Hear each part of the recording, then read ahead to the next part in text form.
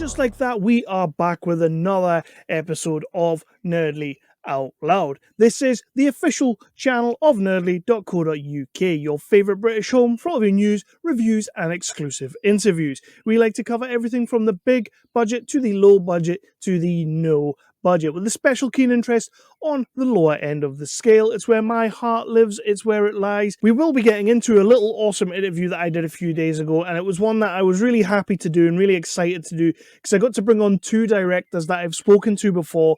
You may have seen the interview, you may have seen what we've done in the past, but I spoke to them before about their movie, A Soundtrack to 16, a movie that I found during a pandemic year when everything was dark, everything was dingy, there wasn't really much happiness going on, and a lot of the films kind of reflected that. And Soundtrack to 16 came around, and it was just a nice teen, angsty, rom-commy, feel-good movie from two sisters, Anna Elizabeth Shakespeare and Hilary Shakespeare, the Shakespeare sisters, as they like to be called. Brought to me by Dom Lenoir. You may also know Dom from previous interviews that I've done and previous reviews and whatnot that I've done. He's a good lad. He's a good lad. He brings in some good movies to me. And so when he gave me a call, when he got on the emails and he shouted me out to maybe try and speak to the girls again for their new movie, Much Ado, which is a sort of modern day reimagining of Shakespeare's Much Ado About Nothing. So of course, I'm going to check that out. It's Shakespeare. Does it always work? No. Can it work? Yes. And that's the point. So what I'm going to ask you to do before we get into this interview, because we are going to roll straight into it now in 2 seconds, but what I need you to do first is to hit all those lovely little bells and whistles down below. Hit that like button, hit that subscribe, and ding that notification bell. That notification bell will let you know whenever I drop an episode, whether it's an interview, whether it's a review, anything like that ends in ooh, because you know I just love all of that good stuff. It helps the algorithm, it helps people find us, and people are finding us. I'm getting some awesome feedback on my Violent Man review, which has just been so cool because Violent Man hit Netflix and it's doing so well. But that is not what we're going to be doing here today. Today we are going to be talking to Anna Elizabeth Shakespeare and Hilary Shakespeare, and they brought along one of their cast members from the movie, James McClelland, who plays Pedro. I keep saying Pedro throughout the interview because I don't know, Napoleon Dynamite sticks in my head, vote for Pedro. It's just something that happens. I think I even referenced that at some point. Much Ado is a fantastic little movie that I think you definitely have to check out. It's going to be hitting the festivals very, very soon. It's going to be going around, and I genuinely feel like this is a cool little movie that when people see it and when people catch it and get it, they will get it. They'll enjoy it. So I want you all to check this out when you get a chance. Yes, it's Shakespeare, so it's wordy, and it is pretty much all in the Shakespearean tongue. So, you know, we're all used to our broken English of today. Well, this is like proper English from back when people used to speak proper English. You know, thys and these and thys and theys. And I really did enjoy speaking to the ladies once again and speaking to James McClelland. It was fun. It was great. And I loved talking about this movie because I watched the movie a couple of nights before we did the interview, and I thoroughly enjoyed it. I really, really did enjoy it. So let's roll on into the interview, and in progress. By my troth, niece, I will never get thee a husband if thou be so shrewd of thy tongue. I'd rather hear my dog bark at a crow than a man swear he loves me. Well, it's certain that I am loved of all ladies, only you excepted. Truly, I love none. A dear happiness to women. Lady, you have put him down. Some Cupid kills with arrows, some with traps.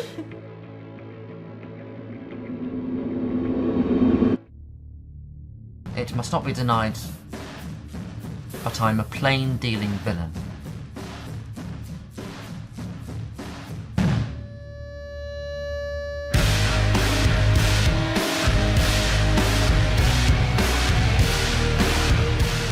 You are an ass!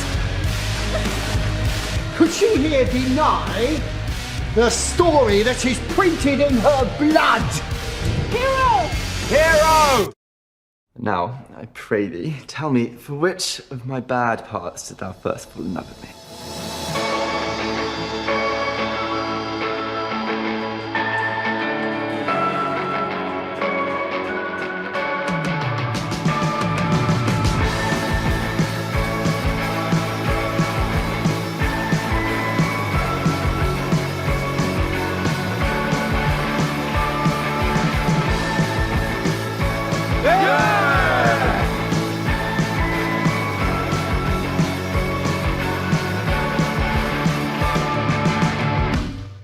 today on Nerdly Out Loud, I am joined by the awesome Hilary and Anna Elizabeth Shakespeare, two directors that I spoke to about a year ago for Soundtrack to 16, an indie film that I raved about and loved. And Dom Lenoir put me onto that movie. I have to put his name in there somewhere because otherwise he won't be happy. But he put me onto these girls, and now they've come out with a Shakespeare movie, or they're coming out with a Shakespeare tale, a modern day reimagining of Much Ado About Nothing. So had to get them on, had to talk to them. First of all, Hilary, Anna, how the bloody hell are you? Very well. We're good, yeah. Enjoying my morning coffee. So It's definitely a strange one for me because I normally do these at night and I like to have a few beers to get myself into it. But sitting here with a coffee, and I feel quite like a proper interviewer now. So thanks for that. And we're also joined by James McClelland. Is that right? Perfect pronunciation. That is so rare. You got it right on the first go. Thank you. I do pride myself on messing up most people's names, but when I do get them right, I'm very happy. So James is an actor from the movie, played the character of Pedro. Pedro, see, I'm falling into Napoleon Dynamite. Pedro. So it's good to have him on here as well. So James, first of all, I'm going to start with you, sort of like a little icebreaker for yourself and make my job a little bit easier. Could you do me a little bit of a favor and just let people know who you are and how you got into the acting and why on earth you would do it? Why? Because I'm foolish. It's a silly job for silly people, but I love it. So I'm James. I'm from Chorley, Lancashire, and I started acting probably a little bit later than some, when I was about 13, 14. And then when I was about 17, 18, I thought, well, I'll give it a proper go. And then at 19, I got into RADA, so I moved down from Lancashire, made the big go of it and the big smoke, which was terrifying but great. And why did I do it? Purely narcissism. I need people to applaud me and stand on stage. So that's all it is. I'm very vain. That's all it is. It's the best reason, really. You just want you just got to have people shouting, "Oh, you're great, you're great." It's not about the acting. It's just about the fame. I mean, that's why I do this. So Hilary, Anne, I want to get into Much Ado in a quick hot second, but first of all, I mentioned Soundtrack to 16 up front there, a movie that I did rave about, and I was really happy to see over the last year it's had an amazing reception. How's the feedback been for you guys for that movie, and how has it been having it out there? it's been really nice, yeah. That was our first film, so we didn't really know. We kind of learned everything we know about film by doing that film. So each stage you're kind of learning what it was going to be like, trying to bring it out. And then, I think it kind of snowballed a little bit because we didn't really know how to, we kept getting these little wins and trying to kind of get the next thing off the back of that. And now it's coming out in America, actually next month. So it's still kind of going on, but it's quite, I mean, I guess it's quite a long journey because from when it came out in the UK to coming out in America, in the next few weeks, it's been great. No. I just wanted to ask because genuinely, I've seen a few people in there. I kept an eye on this movie as it went along, and I've kept an eye on you guys as well, obviously. And it was really good to see that this movie, because it came out in a pretty rough time, let's be honest. Mm-hmm. And it seemed to be one of those movies that came out at the right time, if you know what I mean. People got to step back from it all while they were watching a movie like this. So it was good to see people receive it. Yeah, we kind of had a little cinema run planned, and we only got through our first 2 screenings before everything got shut down because that was when COVID started happening. Yeah. So then we kind of took all of our efforts that we put into sort of promoting the screenings, and then just sort of brought the VOD release up a little bit and started promoting that. So then that was our lockdown, just and then when we started the American festival run, that started virtually, and then by the end, we were able to go to Florida and do screenings there and stuff. So we kind of came out the other end, and it was still going out the other end of COVID. So we got some of the fun of that stuff as well. Which was quite lucky. It never ends. You just keep pimping it and getting out there. So the Shakespeare sisters have taken on Shakespeare. I mean, why on earth would you go down this road?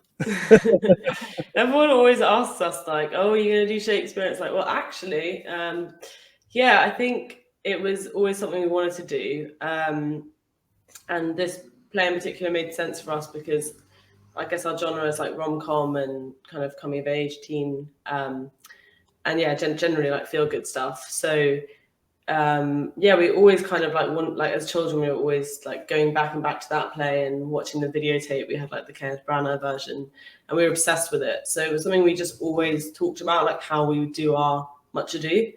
And then we kind of got to the point with Soundtrack to 16 where we were doing like all the kind of crap work for it and none of the kind of creative stuff anymore, like all the kind of, you know, like we were doing like post-production. I think we started Much Ado. I mean, we've been doing post-production for a few years, so it sort of felt like, yeah, we needed to like shoot something again, or we were going to forget why we wanted to be filmmakers. Yeah, so it seemed like a good time to do it because we were like, let's just go for it and kind of remember why we're doing this. So let's do it now. And then yeah, and then it kind of came together quite nicely in that I think because we shot it in summer, it had the kind of feel of what the movie actually is, like the way we shot it with everyone in one house. And yeah, we all basically, we had like a casting crew of about 30 or so, and we all lived in one house for 3 weeks shooting it. So the film's all like set in one house with all these people like descending on it, and it's quite like what we were living as well.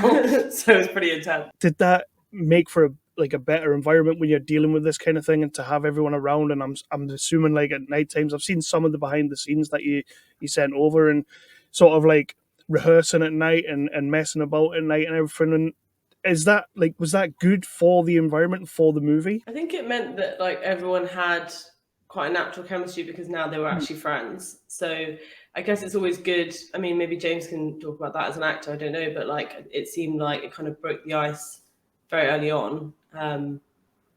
Absolutely. I think it also kind of gave the mentality that it was warts and all. You could see everything happening at the same time, and everyone was mucking in and making it happen. And it was like even the crew were method, you know, because we're all living in it together in one little hut, and it was so nice, and everyone kind of bonded immediately. We're all thrown in, we're all doing it, and no, it was very apt, wasn't it? We had like a super small crew. Actually, like the cast was a lot bigger than the crew, but like.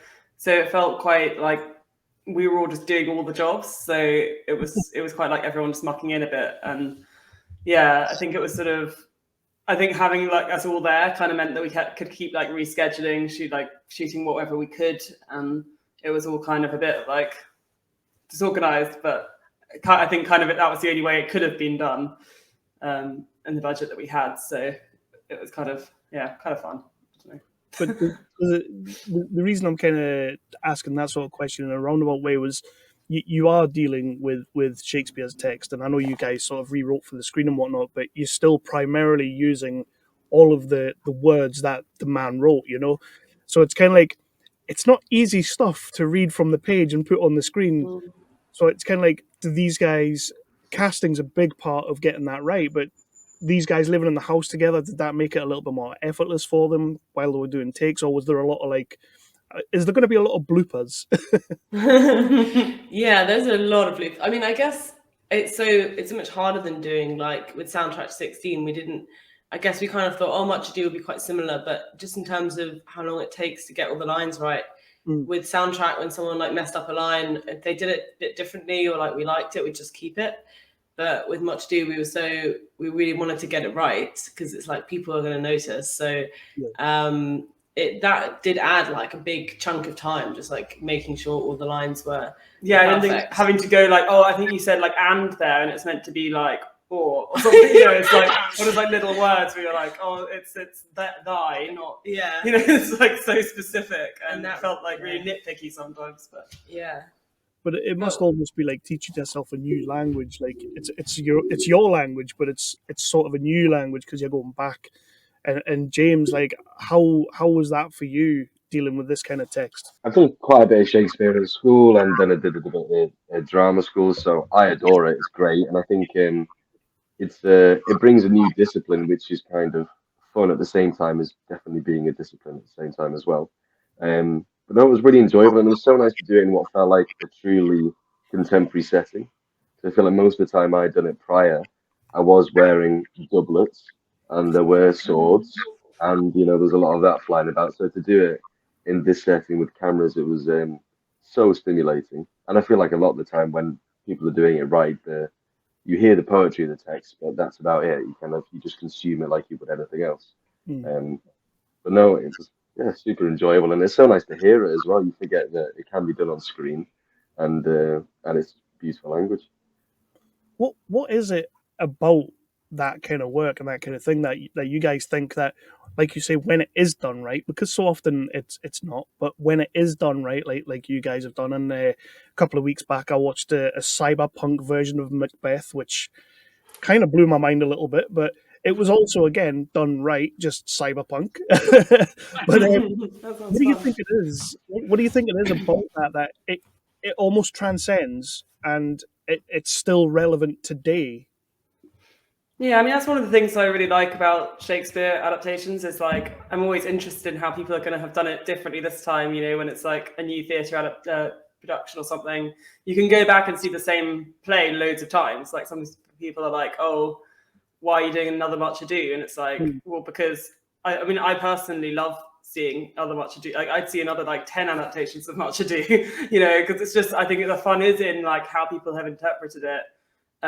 To make it still make sense today, or like, or said it back then, but it's like there's so many different ways you can do it, and I think that's part of the fun of it. Definitely. I think I guess we kind of had our own take on it, and like I guess you kind of want to go as far out as you can in terms of doing something new, because in a way you feel like it's all been done before, but then there's like all these little things that you can find or different ways of interpreting it that we kind of, our take on it was like, we're like, if we can go as radical as we can away from what people are expecting, while still fulfilling like the desire to see Much Ado, then that's good.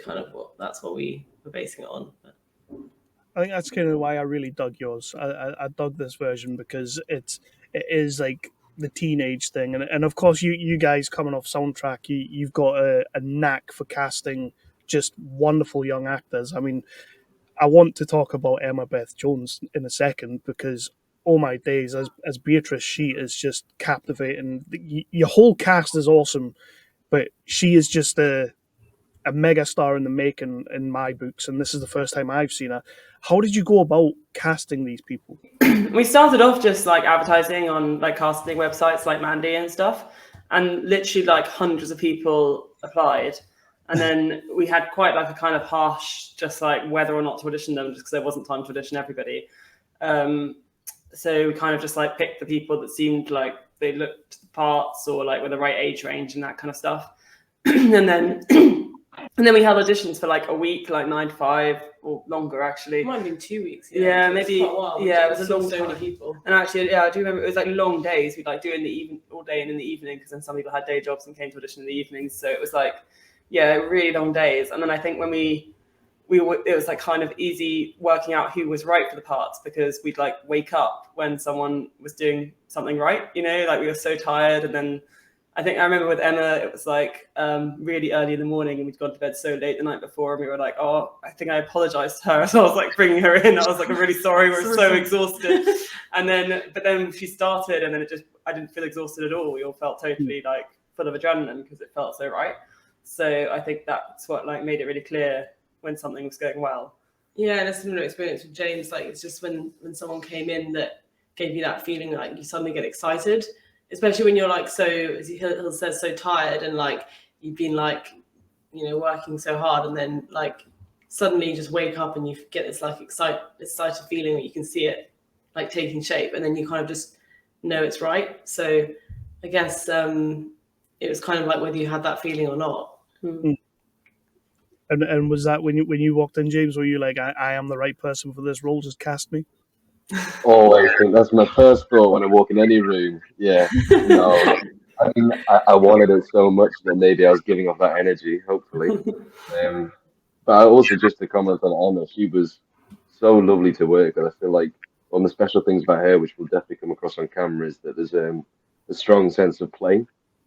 She's not one of the actors that just repeats take after take. She is using the text and mining the text and using the actor opposite and constantly playing, which is why I think, especially with that character where it's so kind of, you know, open and outward and playful, it just makes so much sense that she nailed it. It's just perfect for it.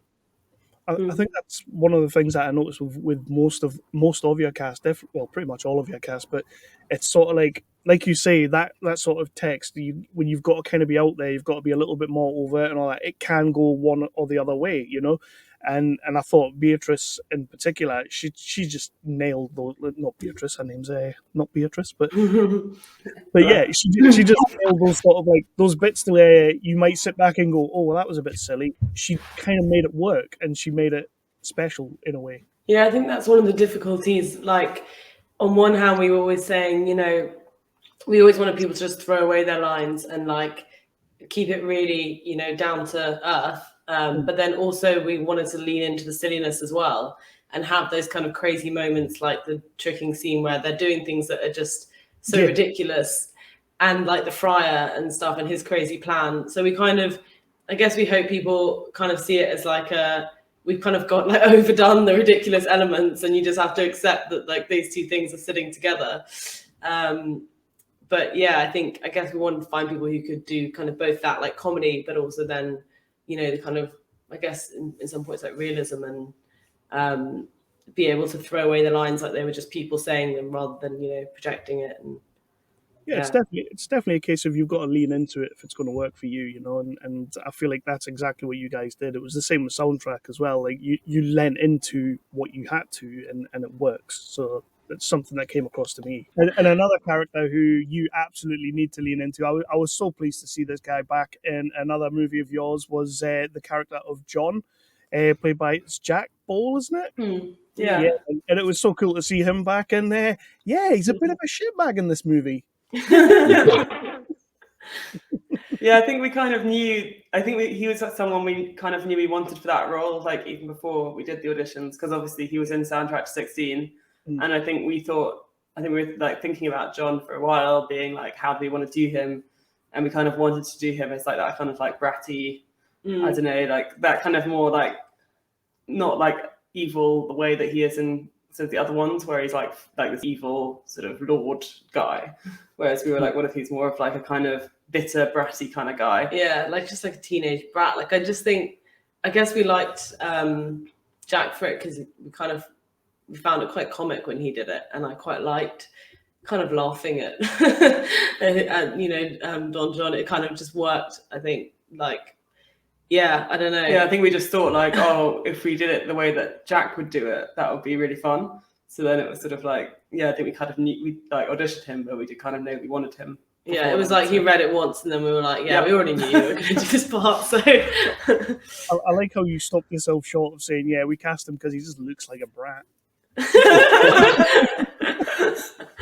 Gonna stop yourself short there. I like he that. just looks a bit evil. That's the thing. He does have a little bit of the, you know, the Tom Fentons about him. He just looks a bit evil. Yeah, Tom Felder. I hadn't even thought of that. He has got a similar look, doesn't he? Yeah. So the movie is getting a premiere. Is it April the 1st? It's hitting some of the festivals. Yeah. Tell us a little bit about this and where we're going to be able to catch it or where people will be able to see it. Yeah, so 1st of April, it's at Genesis Cinema at the London Independent Film Festival. And it's the opening night of the festival, so there's like a opening night drink gala thing as well. Awesome. So pretty awesome. Yeah, people should come down. It'll be really excited. fun. Yeah. And then simultaneously also going to CineQuest in America. So it's that one's virtual, so it's like 1st to 17th. It'll be online in the US only. And then there's like a in-person leg in August, so a little bit further down the line. But it's timed quite nicely that UK and the US at the same time. No, that's good. And people are actually going to be able to go and see it now. So like this sort of what you didn't get last time round, you're going to get to experience everything this time round. Yeah, I am pretty excited to get to go to festivals in person, because we went to a few with Soundtrack 16, but like most of them were virtual. So it would be nice just like properly going out to festivals again. Yeah.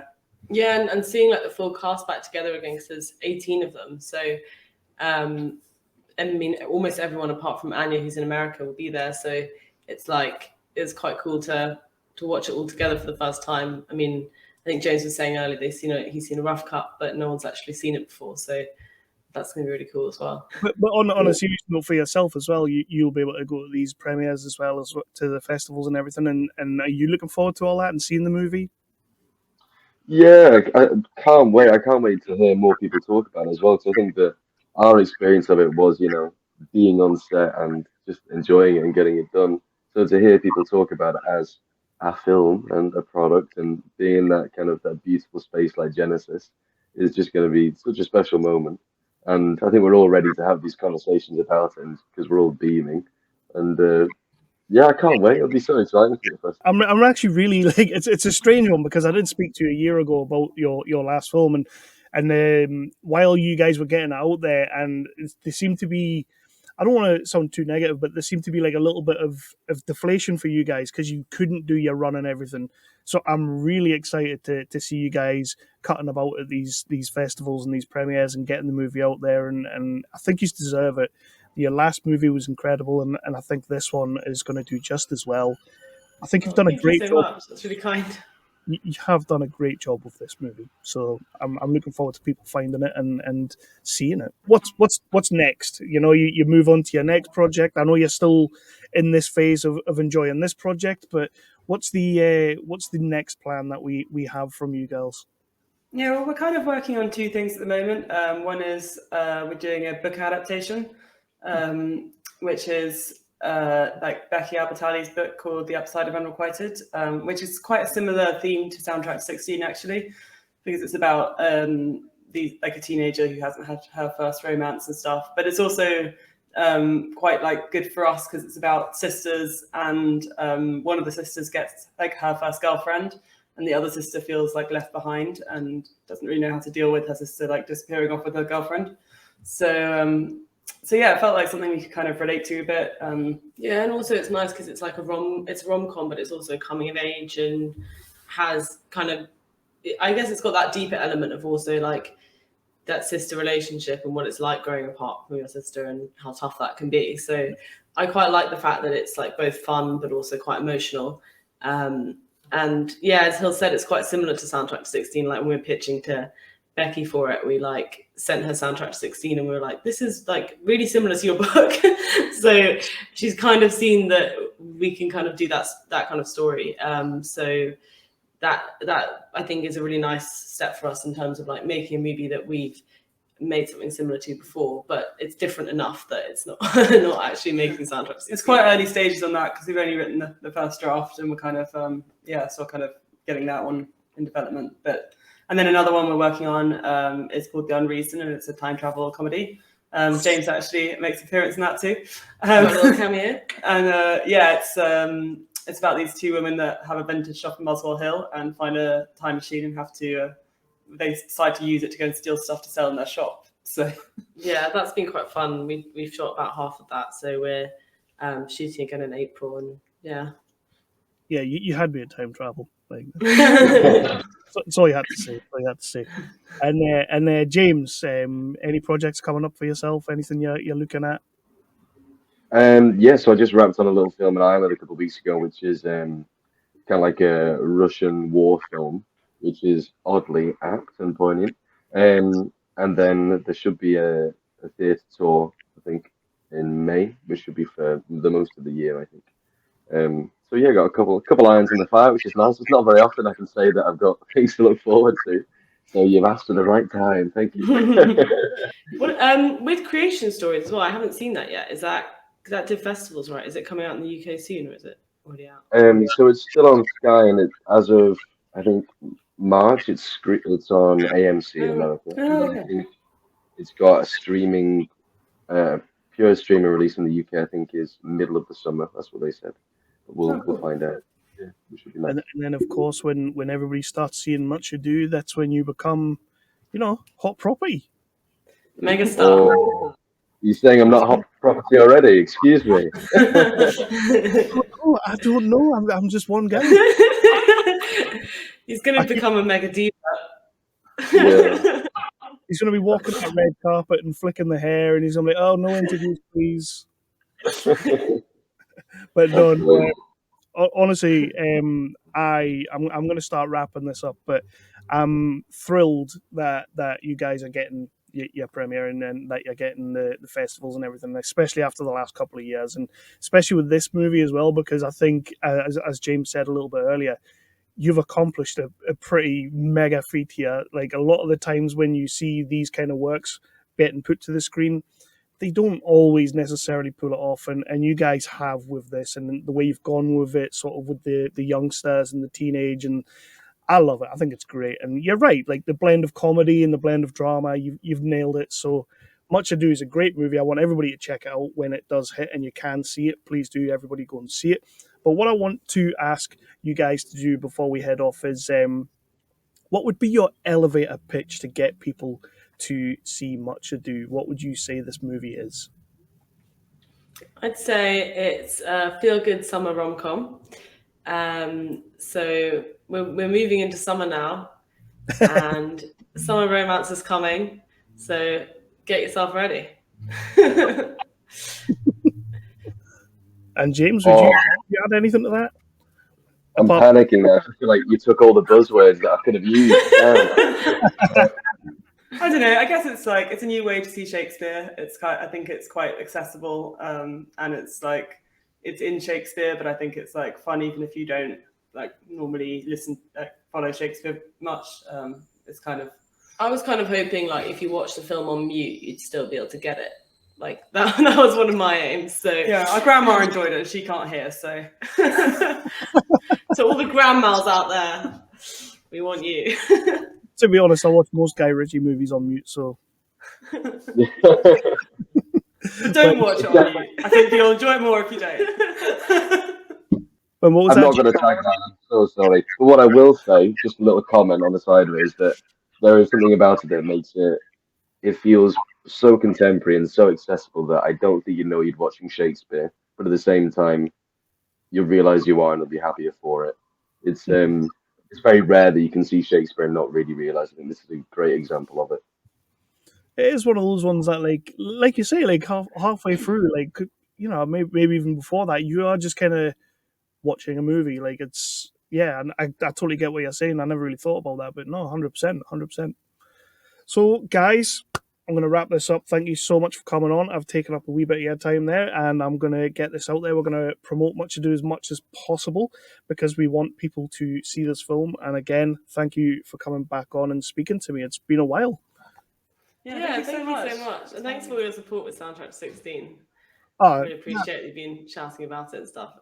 That film just kind of smacked at the right time, if you know what I mean. Like, we were in a pretty crappy place in the world. I mean, don't get me wrong, we're not quite out of it yet, but Soundtrack came along when I was watching a lot of dark movies. And then I sat down to watch Soundtrack to 16 and I was like, you know what? This is what I need right now. So I was able to shout about that one. I loved it. And I thought Scarlett was brilliant in that film. And you've got some more stars in this movie as well. So that's all the better. You're very good at casting, I will say that. Well, thank you. Thanks to our cast. I suppose they do some of the work, I guess. We'll give you guys the credit. We'll give mostly you us. But yeah, James as well, your character of Pedro as well. I keep saying Pedro. I don't know why I say that. Your character as well, it's a great character. Very, very sort of like playing both sides a little bit, but sort of being the leveler within the team. Like, I liked that character a lot. So you did a good job as well. Thank you very much. Yeah, no, it was really enjoyable, and it was great people around, which makes all the difference, doesn't it? It just elevates everybody's, the peak of their powers. It was so much fun to do. Loved it. Awesome. So I am going to let you guys go, and I'll do my editing and whatnot. And I'll get